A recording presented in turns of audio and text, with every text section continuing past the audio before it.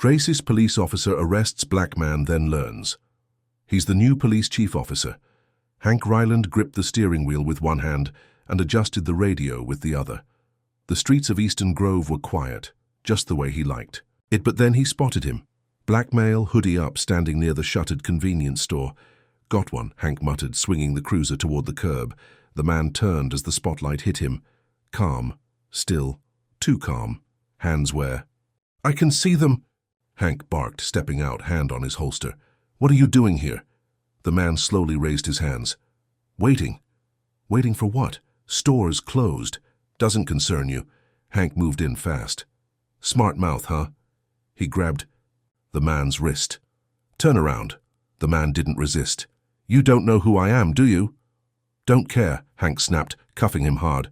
"You fit the description." "I doubt that."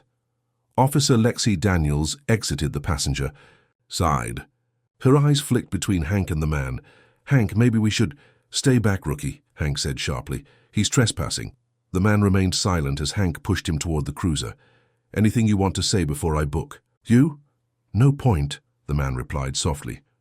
"You've already decided." At the station, the fluorescent lights buzzed overhead. Hank shoved open the report system and began typing. Male, black, early 30s, trespassing. Suspicious. Behavior. Resisted briefly. "He didn't resist," Lexi said under her breath. Hank looked up. "You have something to say?" She hesitated. It didn't seem like he was doing anything wrong." "Your job is to back me up, not question." "Me?" Hank growled. Lexi turned away, uneasy. The man sat in the holding cell, still calm, his eyes following every movement. He looked directly at Hank as he passed. "You're making a mistake," he said quietly. "No mistake here." "You will see," the man replied. Hank scoffed. "Yeah? What are you, some kind of lawyer?" The man's gaze didn't flinch. "Something like that." Back at his desk, Hank filed the charge without blinking. False trespassing. Routine. Covered his tracks, same as always. Lexi watched him type. "You didn't check his ID." "He didn't have one." "Yes, he did. He tried to show you." Hank glared at her. "You want to keep your badge, you keep your mouth shut." She nodded, but her fingers fidgeted. In the cell, the man leaned back against the wall, calm as ever. "You'll find out soon enough," he said, voice almost a whisper. Hank didn't hear him, but Lexi did, and her hands wouldn't stop shaking. Malik Carter sat on the cold bench in the holding cell, back against the wall, eyes closed. The hum of the overhead light echoed in his ears, but his mind drifted far away, back to the cracked sidewalks of Eastern Grove, back to when he was 12. His father had knelt on that same pavement, hands up, no weapon, no threat, still shot, still gone.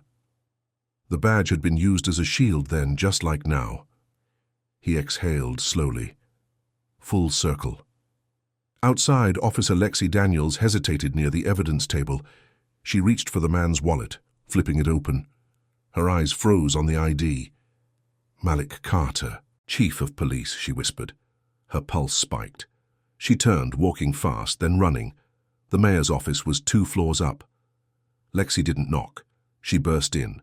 Mayor Evelyn Brooks looked up, startled. "Officer Daniels, you need to see this." Lexi handed her the ID. The mayor examined it, then looked back up, her expression hardening. "Is he here?" "In holding." Her jaw clenched. "Bring Ryland now." Lexi ran. Hank Ryland walked in, cocky grin already in place. "Mayor, I assume this is about the trespasser?" She didn't return the smile. "Sit." He frowned, sitting slowly. "I just got word that Malik Carter arrived this morning." "Who?" "The new chief of police." Hank blinked. "Wait, the guy we brought in, that can't be—" Mayor Brooks slid the ID across the table. Hank picked it up. "Read it. Read it again. Chief of Police, Malik Carter." He looked up, pale. "There must be some mistake." "There isn't," the mayor said coldly. "You just arrested your new boss." Hank swallowed hard. "He wasn't doing anything wrong," Lexi said quietly from the doorway. The mayor nodded. "And you filed false charges." I thought—" "You assumed," the mayor cut in. "Because he was black, because he wore a hoodie. He looked suspicious. No, she snapped. You looked for something to blame him for, and now you've embarrassed this entire department on his first day. Hank shifted in his seat, sweat on his brow. What do you want me to do? Stand down, the mayor said. Chief Carter will decide your future. Back in the holding cell, Malik opened his eyes to find Lexi standing there. I'm sorry, she said softly. I should have spoken up sooner. His gaze was steady. You did what you could. The mayor wants to see you now. Malik stood. No anger in his stride.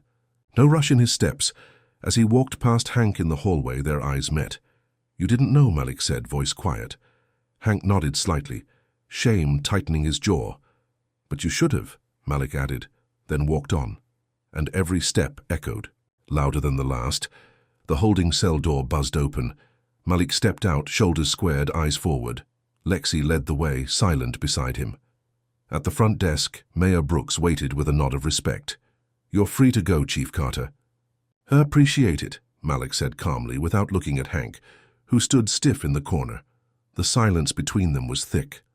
Lexi turned to Hank. You've got nothing to say? I did my job, Hank muttered. No apology needed, Malik didn't flinch. Then let's leave it at that. Outside, the sun felt colder than it should have. As Malik walked to his car, memories crashed in, uninvited, heavy, his father lying in the street.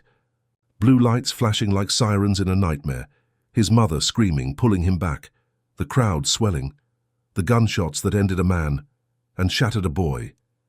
He had been 12. Later came the riots, the fire in the grocery store, the names they called him at school, subtle, poisonous, articulate, surprisingly smart. One of the good ones, each word a blade hidden in velvet. He gripped the steering wheel tighter. Why had he come back? Why here? The house on Sycamore Street still smelled like jasmine and wood polish. Aunt Rose opened the door before he knocked. There he is, she smiled, pulling him into a hug. He let himself be held just for a moment. You hungry? No. You look hungry. He chuckled softly, then sat at the old kitchen table. I don't know if I can do this, he said. Aunt Rose poured tea. You can. Everything here reminds me of him. I know. He stared at the floor. They don't want me here. They didn't want your father here either, she said, sitting across from him. But we don't run from fire, baby. We walk through it. The precinct was colder than jail. As Malik stepped inside, conversation stopped. Desks were suddenly fascinating. Coffee was sipped like it held answers. He walked slowly, deliberately into the conference room. The officers gathered. Hank, Lexi, Jace, Thomas, and a few others stood around the table. Jace leaned over to Hank. He's going to burn us all. Hank whispered back, let him try. Malik heard it. He didn't blink. He reached the head of the table and stood. No introductions, no speeches, just 5 words. Let's get to work. Silence lingered, uncertain. Lexi sat first. Thomas followed. The others shifted, murmured, then took their seats. Hank stayed standing. Malik met his eyes. Not with hate, not with fear, with steel. And then Hank sat too. One match at a time, Malik was lighting the room. He wasn't here to be liked. He was here to lead. Effective immediately, all patrol units will wear body cameras, Malik announced. Standing before the morning shift, Jace scoffed. You don't trust us, Chief. I trust accountability, Malik replied, calm. Grumbles filled the room. Hank crossed his arms. Lexi sat stiff, eyes down. And I'm reopening old complaints, Malik continued. No one's above the law, not even those who uphold it. Jace muttered under his breath. Here we go. Later in the break room, Jace whispered to Hank, he's not here to lead. He's here to tear this place down. Hank clenched his jaw. He's looking for dirt, wants to bury us. Lexi lingered by the door, listening. Her stomach turned. That evening she knocked softly on Malik's office door. He looked up. Officer Daniels, she stepped in. You're shaking everything. They're panicking. And you? I don't know. Malik studied her, then said, truth isn't war, it's surgery. It hurts first, but it heals. Lexi sat down slowly. They think you want to destroy the department. I want to fix it, he said. even if that means breaking a few bones." A long pause passed. "I believe you," she said quietly. At Aunt Rose's house, Malik rummaged through an old wooden box, the smell of cedar rising with each layer. His fingers brushed against something folded. A letter, yellowed, creased. He unfolded it carefully. "Son, if you're reading this, then I'm gone. Anger will chase you, let it pass. Forgive what you can, stand for what you must, and remember, hate builds nothing." His hands trembled. "Your father wrote that the night before." Aunt Rose's voice cracked as she entered. "I never knew he had time to write," Malik whispered. "He wanted to leave something that couldn't be taken." He folded the letter and slid it into his wallet, a different kind of armor. At the precinct, Hank paced alone in the locker room. He yanked. Opened his locker, slammed it shut. "This isn't about justice," he growled. "He wants me gone." In the hallway, Lexi paused, overhearing him. "I see what you're doing," Hank said to himself, almost chanting. "I know your game." Across the city, Malik stared at the photo on his desk, his father in uniform, smiling. The badge gleamed, but his eyes held stories Malik was only beginning to understand. He traced the frame's edge with his thumb, one change at a time, even if it cracked the foundation beneath him. Laughter echoed through the park. Children chased each other, neighbors mingled, and officers handed out lemonade. Malik stood near the basketball court, his badge tucked beneath a plain polo. He smiled as a little girl offered him a cookie. Then, bang! A sharp pop. Malik dropped, to a crouch, hand instinctively reaching for a holster that wasn't there. Screams, scattered feet, panic, backfire. Someone yelled, "Just a car!" Malik stayed low, breath shallow, hands trembling. In his mind, blood. The red pool on the living room floor. His father's chest, rising once, then never again. The sound of his mother screaming. He blinked hard, trying to anchor himself. "Hey." Jamila knelt beside him, placing a gentle hand on his shoulder. "You're safe." He couldn't speak. "Look at me. Just breathe." The moment passed, but it left a shadow. "You don't have to carry it." "Alone?" she said softly. He stood, brushing off his pants. "I thought I buried that part." Trauma doesn't stay buried. It waits. Later that night, Hank sat in his truck outside the city archives building, tapping away on his tablet. Article after article appeared on screen. FBI agent Malik. Carter leads human trafficking raid. Undercover operation foils terror plot. Carter honored. Distinguished Service Medal awarded to FBI agent Carter. Hank scrolled face tight. "No way," he muttered. Each headline chipped away at the story he'd built. The man he thought was just another arrogant outsider was a decorated hero. He took a long drink from his flask, the burn sharp. "Why'd they send him here?" he mumbled. "What's he doing playing chief in a place like this?" His reflection stared back from the screen, older, tired, unsure. Malik sat at his desk, Jamila across from him. "You sure you're ready for this?" she asked gently. "No," she smiled. "That's the most honest answer I've heard all week." He chuckled, a dry sound. "There's still so much anger," he admitted. "Even now." "You're allowed to feel that," she said. "You just can't let it write your story." He looked at her, the glow of his father's letter folded in his wallet warming his chest. Maybe healing wasn't clean. Maybe it was messy, but it had to begin somewhere. The video hit the internet by sunrise. Grainy bodycam footage, Hank's voice, sharp and slurred. "Get on the damn ground. You people never learn." It looped across social media. News anchors recited the words like scripture. By noon, cameras lined the station's steps. Protesters held signs. "Justice for Malik. Fire Hank now." Inside the precinct, tension buzzed. Like static, Malik stood in the briefing room.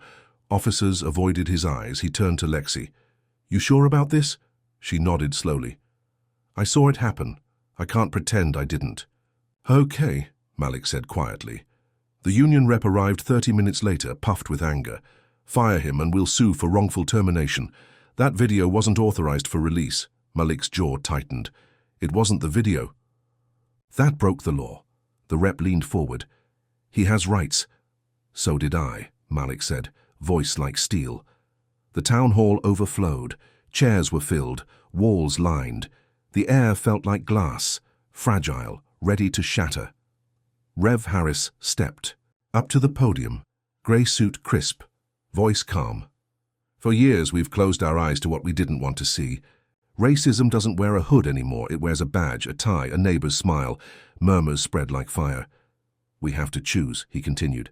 Silence or truth, comfort or justice. Malik watched from the back, arms folded. A woman stood. Are you going to fire him? Malik answered. Due process is required, but he's suspended, effective immediately. Another man shouted, It's not enough. I know, Malik said, voice low. But it's a start. Hank packed his things in silence, no words exchanged. Lexi stood by the lockers, eyes wet. He looked up at her. You did this? No, she said. You did. He walked out, box in hand. That night, Malik sat alone in his office. Outside, chants still echoed. He stared at the framed photo beside him, his father in uniform smiling.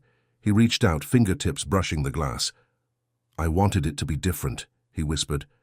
I thought maybe time would fix it. Silence answered. He closed his eyes. We're still fighting, Dad. A knock came at the door. Come in, he said. Jamila stepped inside, her face calm. You okay? She asked. No, he said. But I'm standing, she nodded. Then that's enough for tonight.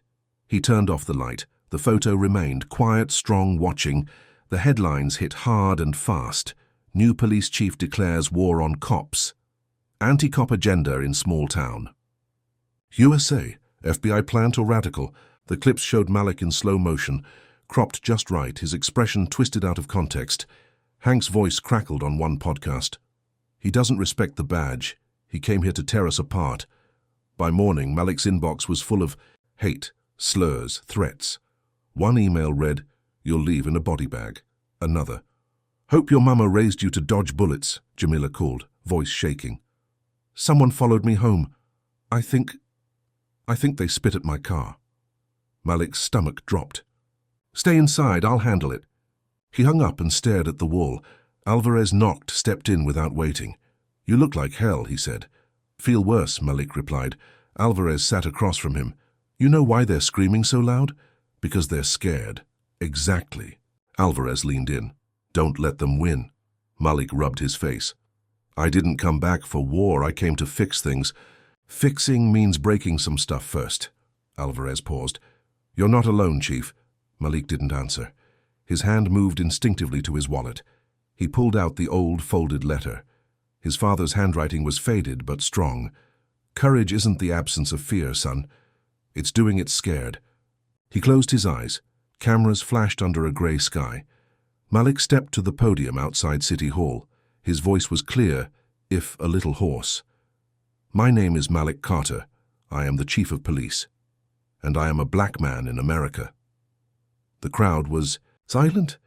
Some people have said I'm here to tear things down, that I hate cops, that I'm dangerous. He looked straight into the cameras. I believe in justice. I believe in accountability. And I believe in this town, even when it doesn't believe in me. His voice cracked just slightly. I was 12 when I watched my father die in a traffic stop. That moment shaped me. It didn't break me. He took a breath. You don't fix a broken house by pretending it's fine. You fix it by facing the rot. By nightfall, the speech was everywhere. Clips flooded social media. Doing it scared. Fix the rot. The world saw him not as a threat, but as a man standing in fire and refusing to move. The precinct felt different, quieter, not with fear, but with focus.